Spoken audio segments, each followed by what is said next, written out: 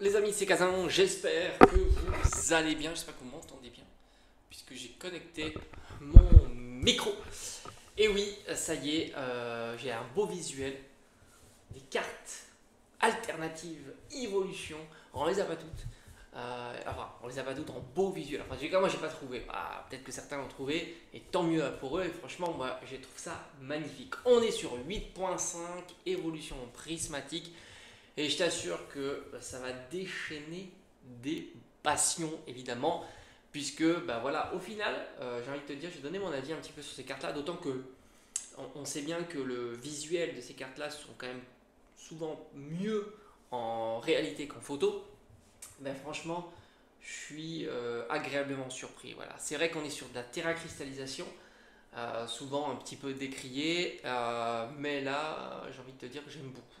J'aime vraiment beaucoup le côté dark de Noctali, hein, je te les mets toutes là, hein, comme ça au moins tu les as toutes. Celle vraiment qu'on voit en qualité, je trouve vraiment très très jolie. Le Evoli est mignon aussi, très sympa. D'autant qu'on sait un petit peu en termes de popularité des évolutions. On attend le reste, hein, parce qu'il y aura beaucoup d'SR. Et c'est demain, on va bientôt le savoir, puisque la série japonaise va sortir là d'ici quelques jours pratiquement. Donc on aura certainement l'entièreté de la série. Et comme ça va être top. Mais là, on le sait, ça va être vraiment très très compliqué. Je trouve qu'Evoli côté dark est très. Non, j'ai dit Evoli. Noctali côté dark est vraiment très très réussi. Le Noctali donc est très réussi. Le Evoli lui aussi est plutôt sympa, plus mignon. On sait dans en termes de popularité que ces deux-là seront les plus populaires à mon avis de la série. Mais franchement, les autres marchent très très bien. Nymphali, Givrali, tout ça, c'est très sympa. Donc là aussi, ça va donner encore plus d'importance à cette série-là. On va avoir les premières informations grâce à la version japonaise, de voir un petit peu comment ça drop. Il va y avoir beaucoup de contenu sur 8.5 en version japonaise, ça j'en doute absolument pas.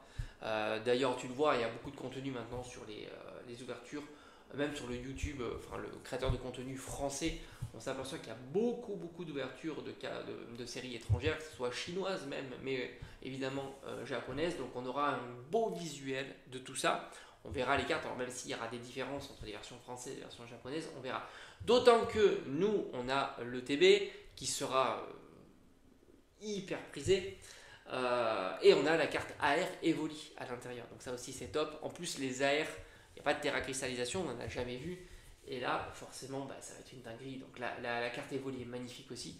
Donc oui, il faudra se lever tôt le matin, hein, surtout pour la première vague avec les ETB. Ça c'est clair. Je pense pas qu'il faudra se lever tôt le matin si tu veux juste ouvrir des boosters de cette série. Parce que je pense que quand même sur la journée ça va durer. D'autant qu'on aura des limitations, un, 2 items par boutique.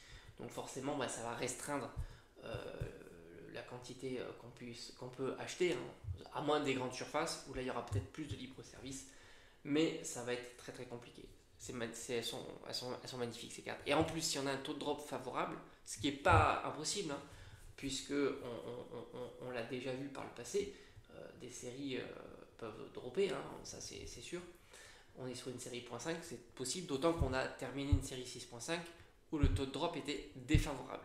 Donc là, on peut imaginer, à moins qu'il compense un taux de drop par une rareté comme les reverse spéciales, etc. Bon, on verra. On en saura là aussi un petit peu plus d'ici quelques jours. À bientôt.